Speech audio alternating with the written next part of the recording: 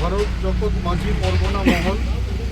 Confederation of Dalit OBC minorities and Adivasi organisation এবং অখিল ভারতীয় সমাজ বাউরি সমাজ সংগঠন, আজকে এই তিনটে সংগঠন কুলটি বিধানসভায় তৃণমূল কংগ্রেসের প্রার্থীকে সমর্থন করার জন্য তারা সমর্থনপত্র আমার হাতে তুলে দিয়েছেন। আমি অসংখ্য ধন্যবাদ জানাবো তাদেরকে, কারণ তারা উপলব্ধি করতে পেরেছেন যে তাদের সমাজের যদি উন্নয়ন কেউ করতে পারে তাহলে সেটা আমাদের মাননীয় মুখ্যমন্ত্রী মমতা বন্দ্যোপাধ্যায়। এবং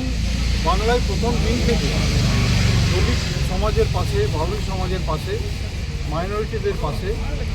আজকে মমতা বন্দ্যোপাধ্যায় সরকার সবসময় দাঁড়িয়েছেন এবং তাদের উপরে উঠিয়ে নিয়ে আসার জন্য, এগিয়ে নিয়ে যাওয়ার জন্য আমাদের মমতা বন্দ্যোপাধ্যায় সরকার অনেক কাজ করছে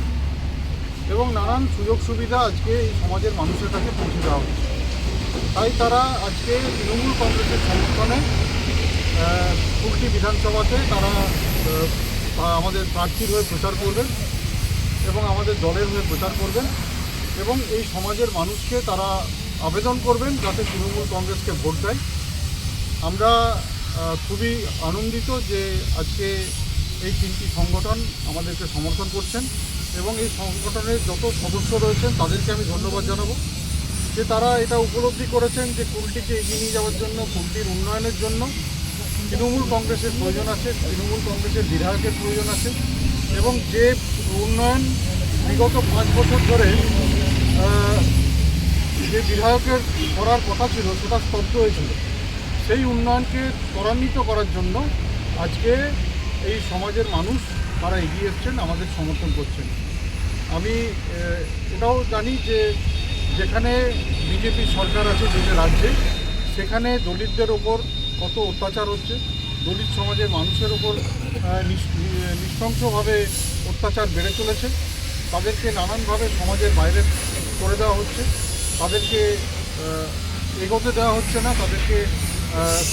সাধারণ সমাজের মানুষের সঙ্গে তাদেরকে আলাদা করে দেওয়া হচ্ছে। তাই আজকে তারা এটা বুঝে গেছে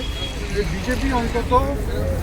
পিছিয়ে পড়া মানুষের সঙ্গে, দলিত সমাজের সঙ্গে, বাউরি সমাজের সঙ্গে, আদিবাসী মানুষের সঙ্গে এই দল নেই। তারা এটা উপলব্ধি করেছেন তারা, কারণ দেখতে পাচ্ছেন যে ইউপিতে বলুন, মধ্যপ্রদেশে বলুন,